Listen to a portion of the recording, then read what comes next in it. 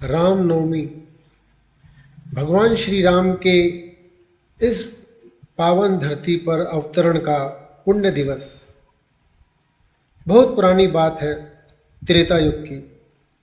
लंका का राजा रावण दुनिया का सबसे ताकतवर राजा था। उसने ब्रह्मा जी से वरदान मांगा था कि कोई देव, दानव या राक्षस उसे मार न सके। लेकिन घमंड में चूर रावण ने एक भूल कर दी। उसने मनुष्य को उस सूची में शामिल ही नहीं किया। वरदान मिलते ही रावण निरंकुश हो गया। तीनों लोक में उसका आतंक छा गया। ऋषियों के यज्ञ बर्बाद होने लगे। प्रजा त्राहिमाम कर रही थी। आखिरकार सभी देवता और ऋषि मुनि भगवान विष्णु के पास पहुँचे। विष्णु जी ने शांत मन से सबकी बात सुनी और संकल्प लिया, मैं मनुष्य रूप में धरती पर अवतार लूँगा। उसी काल में अयोध्या नगरी में राजा दशरथ राज करते थे। पराक्रमी, न्यायप्रिय और प्रजावत्सल। उनकी 3 रानियां थीं, कौशल्या, कैकई और सुमित्रा। महल में हर सुख सुविधा थी, पर एक कमी थी जो दशरथ के दिल को हमेशा कचोटती थी। उनका कोई पुत्र नहीं था। कुल गुरु वशिष्ठ की सलाह पर दशरथ ने पुत्र कामेष्टि यज्ञ करवाया। दिन रात मंत्र गूंजते रहे।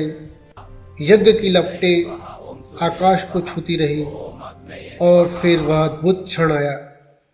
यज्ञ कुंड से स्वयं अग्निदेव प्रकट हुए। हाथ में एक दिव्य पात्र लिए। उसमें थी सुगंधित स्वर्णिम खीर, जैसे साक्षात अमृत। महाराज, यह ईश्वर प्रसाद है, अग्निदेव बोले।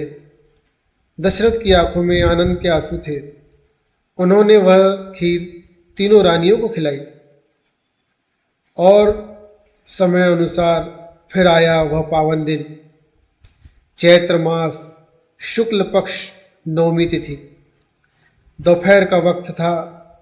अचानक लगा जैसे पूरी प्रकृति रुक गई। हवा मंद हो गई। बिन मौसम फूल खिल उठे।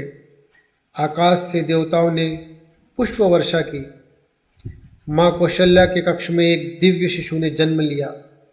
नील वर्ण, कमल नयन, साक्षात भगवान विष्णु के अवतार। पूरी अयोध्या में शंख और नगाड़े गूंज उठे।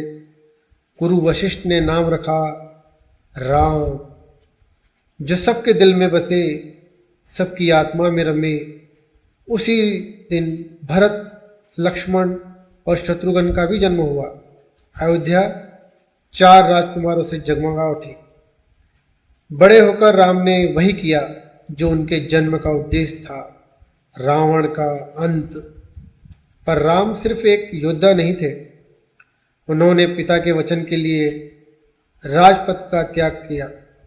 14 साल वन में बिताए, कभी झूठ नहीं बोला और हर रिश्ते को पूरी निष्ठा से निभाया।